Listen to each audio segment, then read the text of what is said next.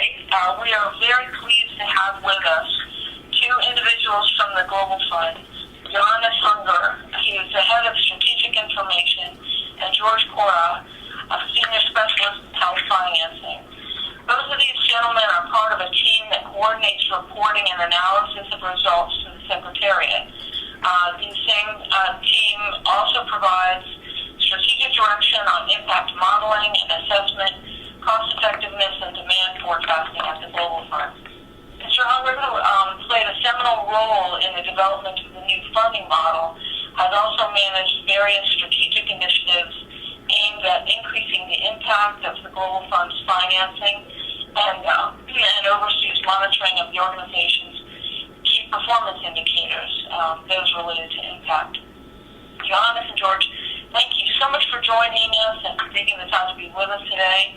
I know we're all very interested to hear what you have to say, so let's move right into your remarks. Once again, we're having technical difficulties getting the PowerPoint deck up, but let's just go ahead and speak to them. We'll send the decks around, and along the way, we'll tell people where we are in the PowerPoint slide, so perhaps they can access it just that way. So, Johannes, I think you're going to be starting with us this morning, and so the floor is yours. But first, Julia, what PowerPoint, when we do send it out, which number? 5. So we'll be starting with slide number 5. Thank you so much.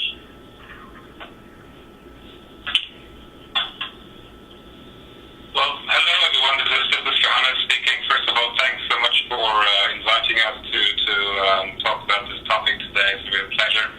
I will start the presentation and basically just give an intro with the first 3 slides, and then kind of hand over to my colleague George, who works in the team and really is the expert on this topic and has done a huge amount of work on this in the last 2 years in basically implementing our new policies on willingness to pay, etc., and has supported the country teams in actually translating that into practice. Just a bit of a background, and there are a number of key parameters and key challenges that we're facing as a financing organization in the area of infectious diseases. It's clear, and you can see from the partner plans, that there's an increase in funding required to actually sustain and scale up the programs and the response to the epidemics in order to really basically get to the end game, as partners have called it, and to control that and finally end them. On the other hand, I think what we observe, and that's in particular since the financial crisis in 2007, we have a plateauing of the ODA, the overall resources that donors internationally are mobilizing to address the 3 epidemics. And in that context, the Global Fund, with the new funding model, really has made it a priority to leverage and incentivize increased domestic resources, because that's basically a key, as we will show in the presentation, a key requirement to actually sustain the response. And so it's a key element of the new funding model, and it's also going to be a key priority of the new strategy which we're just developing, which will be the 2017 to 2021 strategy, which will be presented to the boards in a framework by the end of this year, and as a proper strategic document to endorse in the spring of 2016. So that's the overall context. Just to give you an idea of the importance of domestic resources, slide number 6. And that's a slide that we have stolen from our friends at UNAIDS. But it's impressive to see how actually domestic resources have outpaced international assistance already in the last 2 years. You can see that blue line, that's international assistance, and the gray line, which are the overall global resources that are available, and the dark gray line is the domestic public and private resources. Those in the past few years are above that blue line, so they're higher than actually the total of international assistance. Shows how important the leveraging of domestic resources really is, and how much countries are actually getting to the driver's seat to address the challenge. Slide number 7 also shows, just as the example of 2 countries, the effects that I just described. There is clearly an increase in the overall resource needs. The yellow bits of the 2 graphs show how the gaps in actually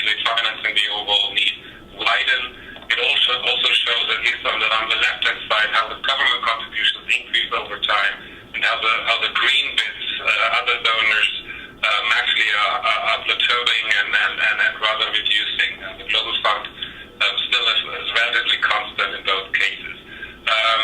That's hopefully giving you a bit of the overall background in which we are operating. As I said, there are two things that I think should be remembered. One is already with the current strategy, we have moved into a number of policies that we are operationalizing that are incentivizing countries to increase their contributions, and we definitely going to even further emphasize it in the next strategy. I'll hand over to George Korah, who, as I said, has been instrumental in developing and implementing those policies, so giving you a bit more of the details of what we currently have, what we're about to implement, and where this is all heading. And just to let you know all, I believe the slides are working, so let us know if you're having problems, but George and Johannes wanted to let you know that as well.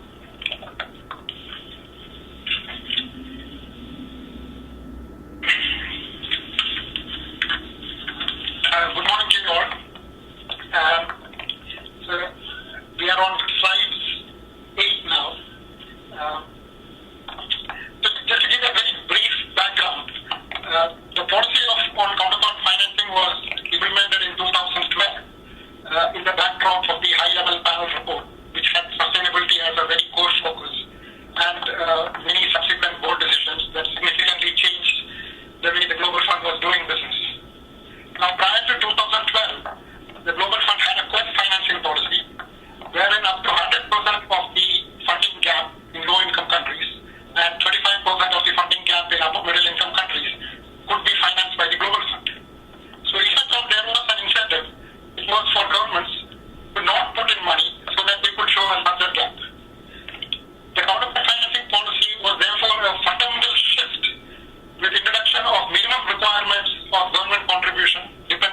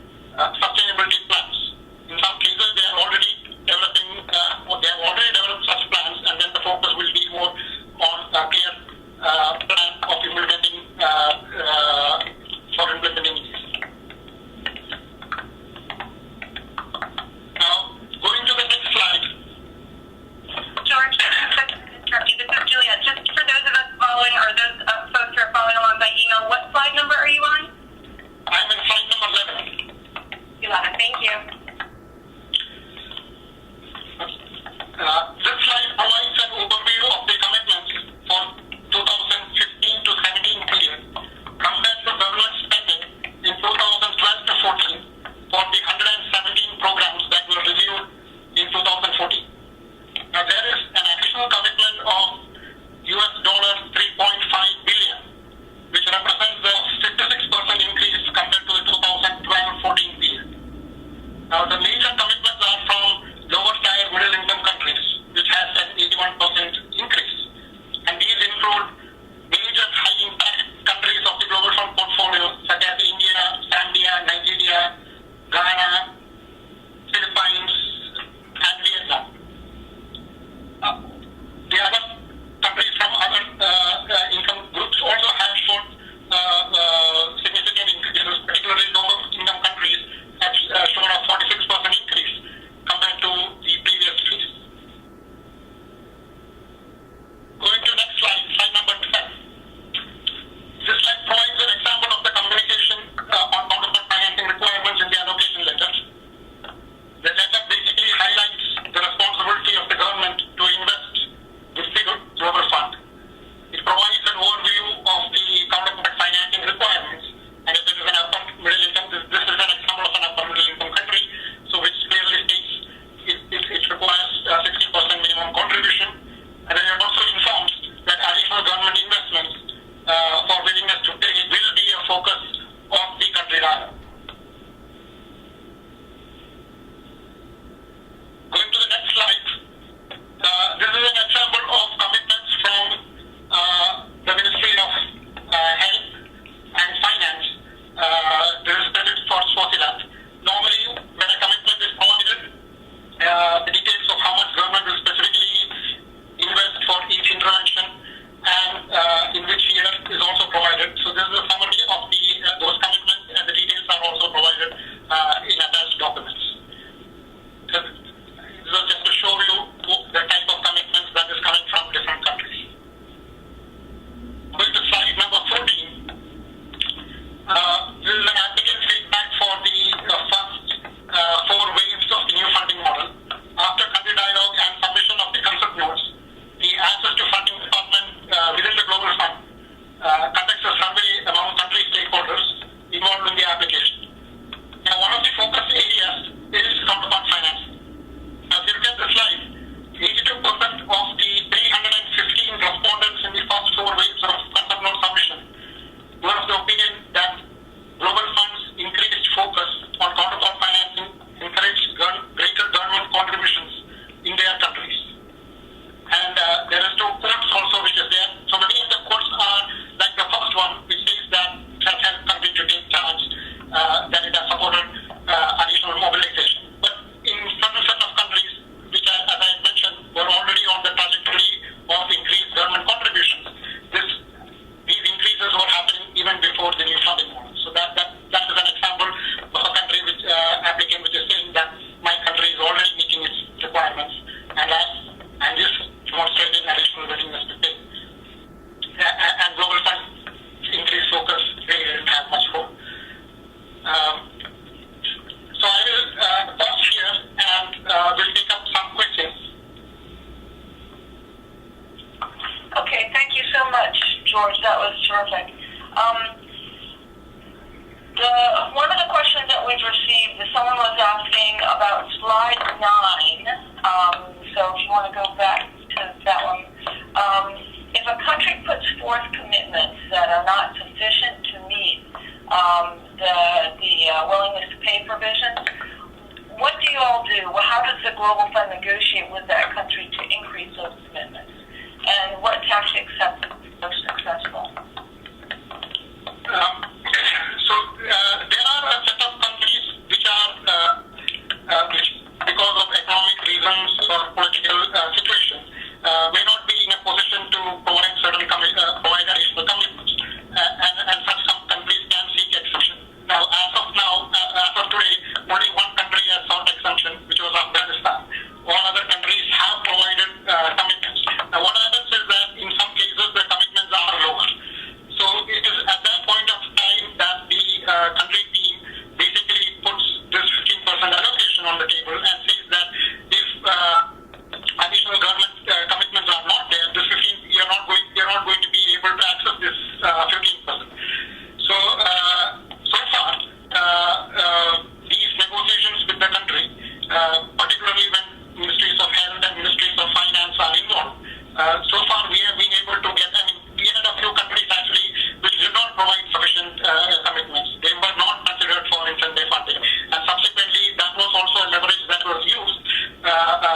them to go back, negotiate for additional commitments, and then subsequently, based on those commitments, they were subsequently considered for incentive funding as well. So we use both the leverage of the 15% as well as the opportunity for being considered under incentive funding to leverage additional commitments, especially when these countries are not meeting those minimum requirements. Great. And another question is regarding slide 11. On the graph of commitments for the first 4 waves of the concept notes, it shows that the lower middle income countries have increased their contributions by like 81%, and that's just a huge increase. Can you provide some insight as to why that particular group of countries has increased their contributions so much? Yes. So part of that is skewed because of one country, India, which has major commitments for all its 3 programs. So of the additional investments of more than 2.5 billion, almost half of that comes from one single country within India. So that is why there is significant increase. But it is also because there are a group of fast-growing countries like Philippines, which is substantively increasing its investments. And then you have also countries like Vietnam and Ghana. So these are some very big countries are there, which particularly in countries like Vietnam, where donor funding is coming down significantly. It is also because of their requirements to increase government contributions to even maintain its current levels of spending. You see these big increases. So India is the major factor, but it's also because of some of these fast-growing countries which are putting in or are required to put in more money because of withdrawal of some of the donor funding. Okay, and have you seen, George, have you seen any increased willingness to contribute government funds to any one disease over the others? And if so, do you have any insights as to why that might be the case? So we still don't have a full picture because some of these major applicants earlier were malaria, and malaria had comparatively a higher increase in allocation because particularly a lot of governments have actually started absorbing commodities which were being supported by the Global Fund, particularly diagnostics and ECTs. But HIV and TB also have seen increases, but I would say a slight more increases for malaria, and that basically also is because of some of these big countries like India. Great. And one more question, then I think we're going to have you talk to some of the other slides about other examples of domestic investments. But one more question here, and that is funding from the Global Fund allows outreach to the most at-risk populations, and most of these programs are implemented by NGOs. So as you're working to ensure that governments increase their contributions, what do you do to ensure that a part of that contribution or those contributions go towards most at-risk populations, and that the governments have mechanisms in place to implement the programs through NGOs? Do you get involved in that? Yes. So there are 2 aspects to that. Now, one is that when the government starts absorbing drugs and commodities which normally was being funded by the Global Fund. I mean, for example, we have countries which have absorbed all the ARV costs which historically Global Fund was funding, and that actually frees up government Global Fund resources then to invest through NGOs. But on the other hand, from a longer-term sustainability perspective, we have actually requirements, particularly when you come to Eastern European countries, where bulk of our HIV spending is actually on harm reduction, which we find that governments are traditionally reluctant to not fund. So we have actually regional benchmarks for the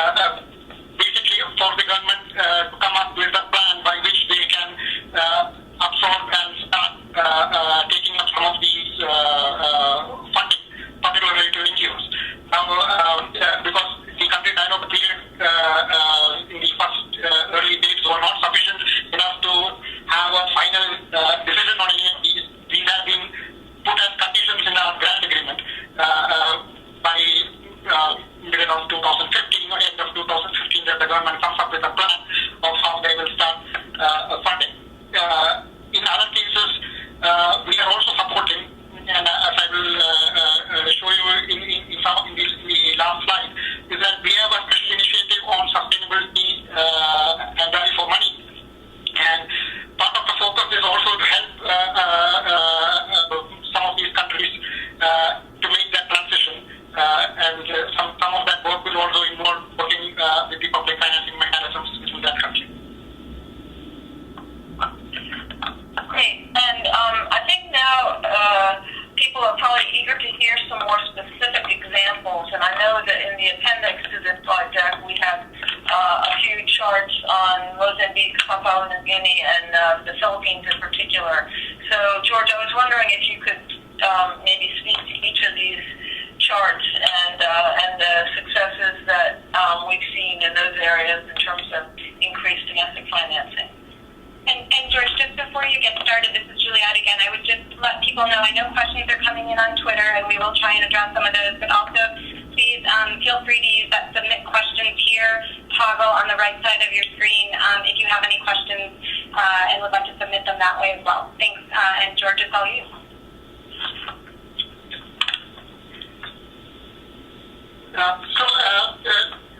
Going to the slide on Mozambique. Now, this is a very interesting country.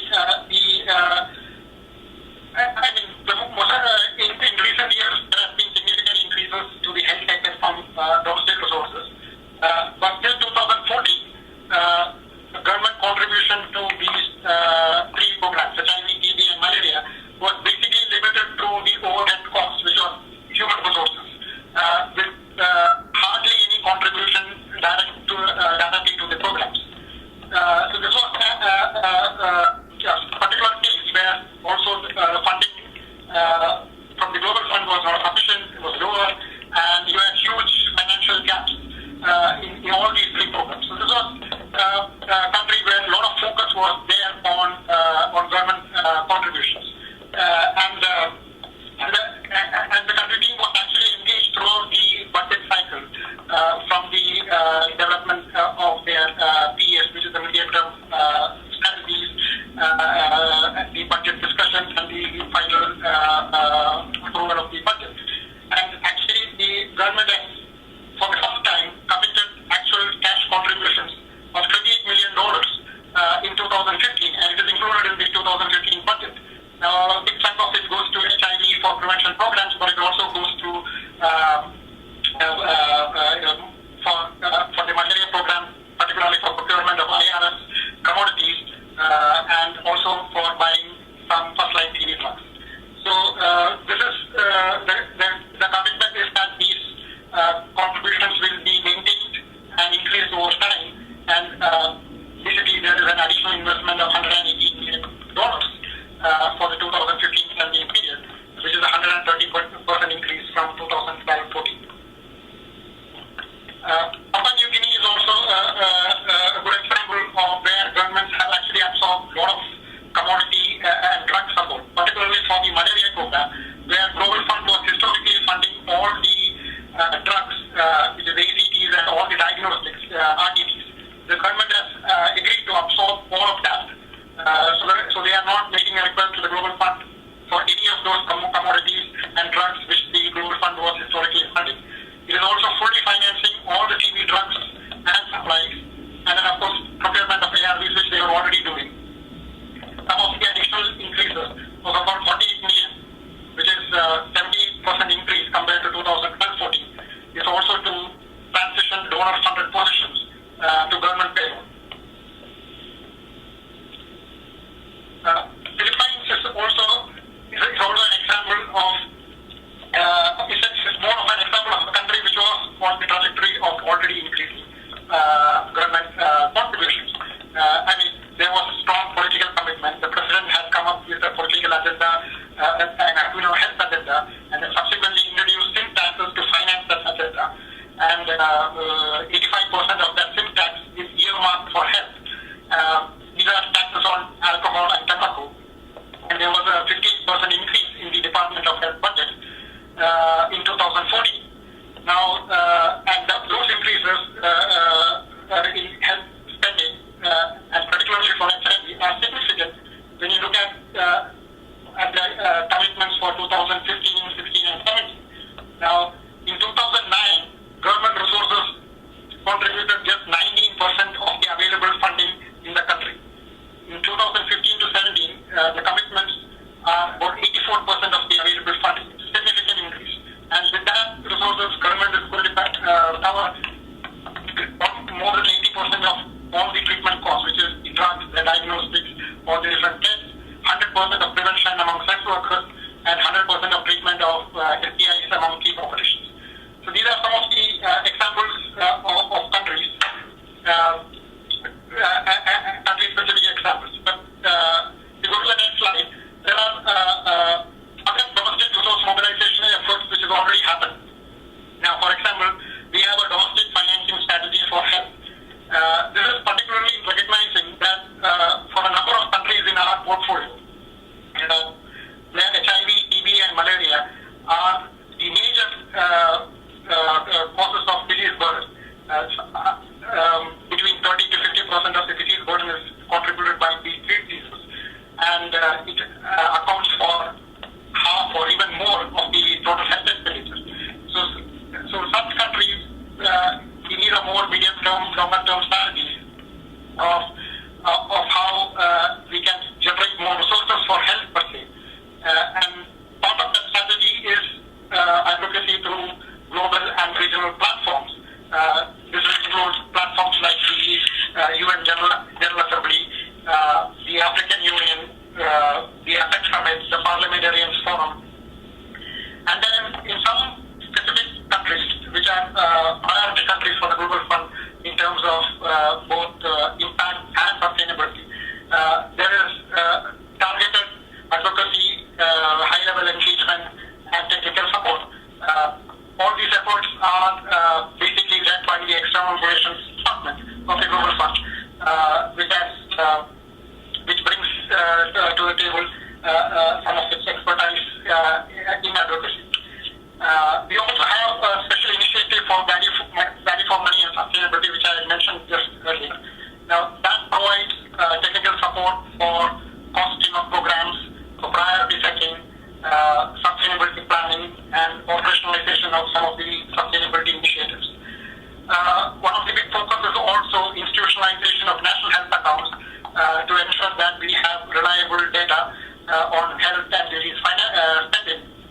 And what we want to do is to make sure this is an institutionalized mechanism whereby countries can produce expenditure data on an annual basis. So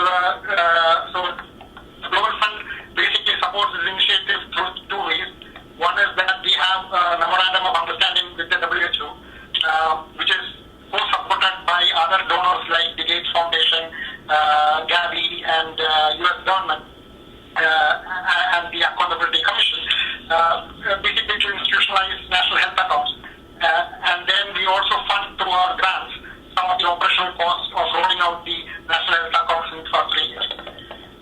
We also have worked through certain networks like the OECD Senior Budget Official Network, and also the Collaborative African Budget Reform Initiative, the CABRI initiative, to basically support mobilizing domestic resources through Ministry of Finance operations. We also have a new earmarking policy whereby debt-to-health contributions to the Global Fund and private sector initiatives also allow contributions to be channeled back to the countries over and above their allocation. These are some of the other efforts that is there to support domestic resource mobilization. And we are also in the stage of developing our new strategy, and core focus again is sustainability, and this is reflected in a lot of the discussions on the Development Continuum Working Group, and basically to chart out how we want to go from here, basically to address some of the early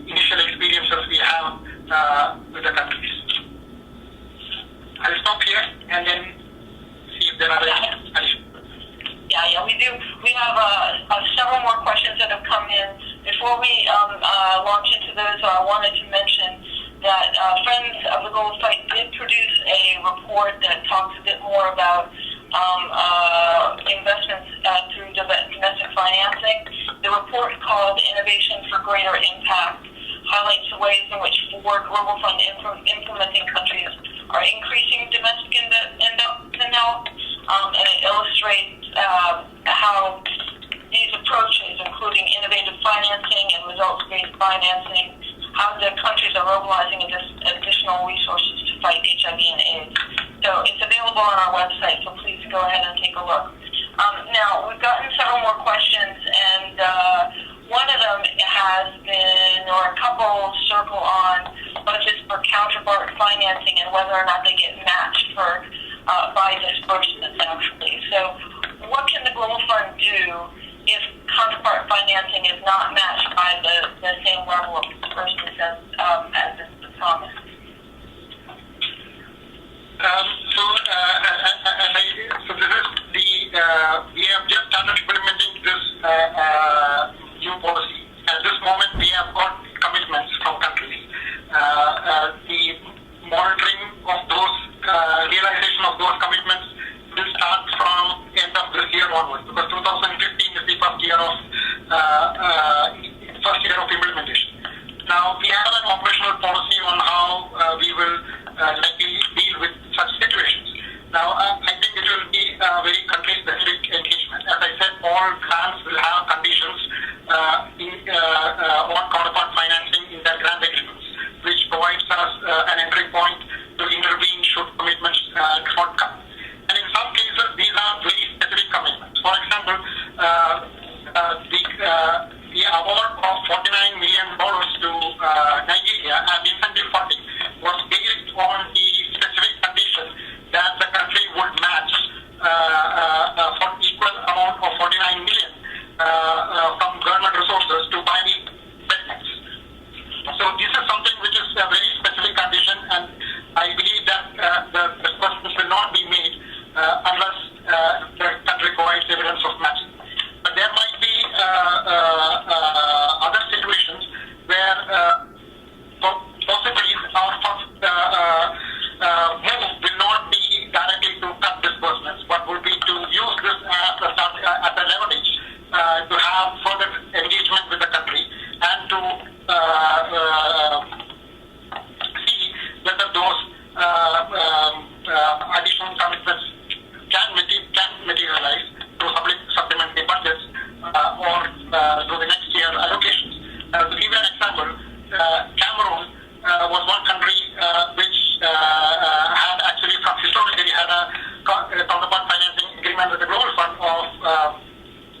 of basically funding 2/3 of their ARVs and 1/3 was funded by the Global Fund.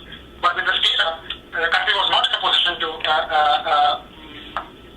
provide, or they did not provide those additional resources.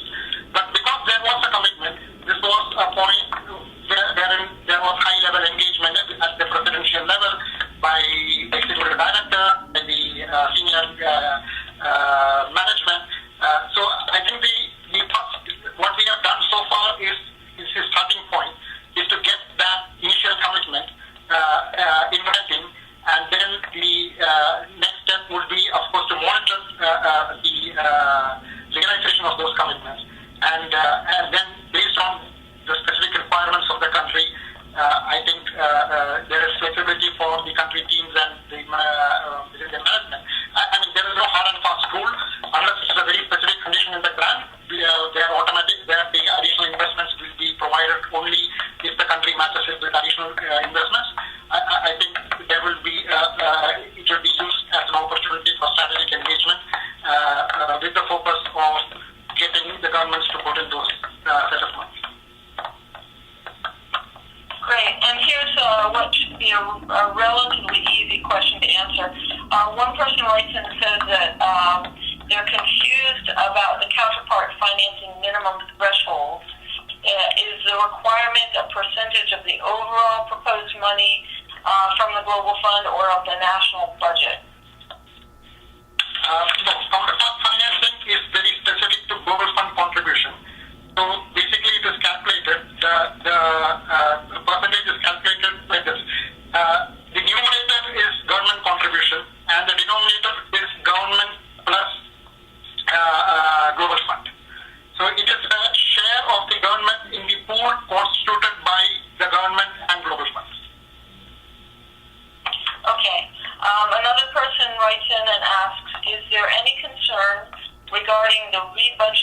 funds from health system strengthening or other health areas to meet minimum willingness to pay minimal requirements.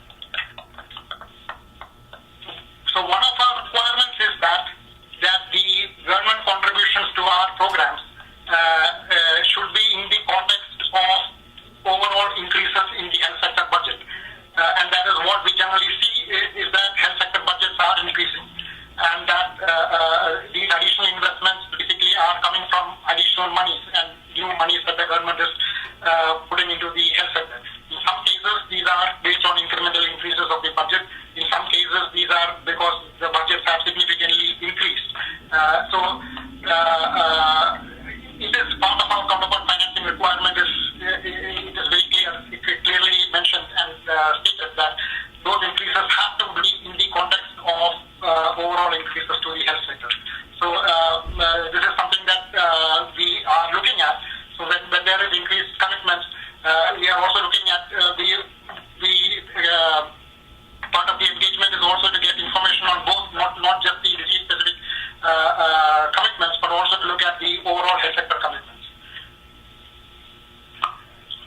Okay, and then another listener writes in with both a comment and a question.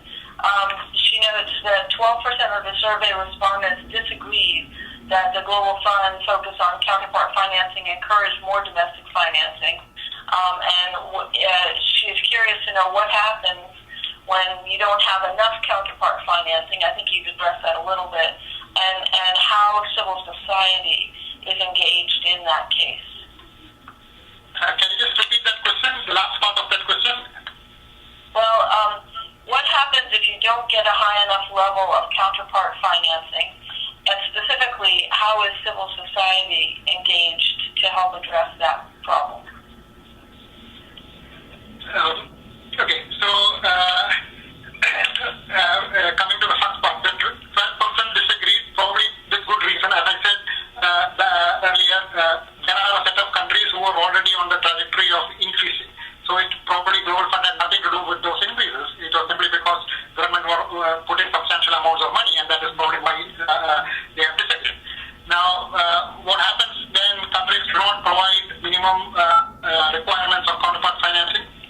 Is that there are two. One is because that the country is not in a position to do so because of severe economic or political crisis. So far, we have only one example, which is Afghanistan. But in the other countries, as I mentioned, we try to leverage the 15% and incentive funding to have those negotiations. At this stage, honestly, for most of these discussions, civil society has not been very actively engaged because the time duration was much lower for that active engagement to happen. So much of that engagement has been with the ministries of finance and health, and in many cases also with the other development partners. But in our priority countries where we are targeting supporting of domestic financing strategies, a core stakeholder there is civil society, and part of and we are working through civil societies in those set of countries, which includes Tanzania, Kenya, Nigeria, Senegal, Malawi, to name a few. Okay, I think we're coming to the end of our time, and thank you very much for everybody's participation, and thank you especially Johannes and George for taking the time to be with us today. If you're looking to learn more or you have additional questions, please don't hesitate to reach out to us at Friends of the Global Fight, and we can get you in touch with the Global Fund as well. Our website is www.theglobalfight.org. These slides will be posted on the site, and there's also a Get Involved section. So thank you very much, Johannes and George. Thanks everyone for participating, and we hope you have a great day, and stay warm here in Washington.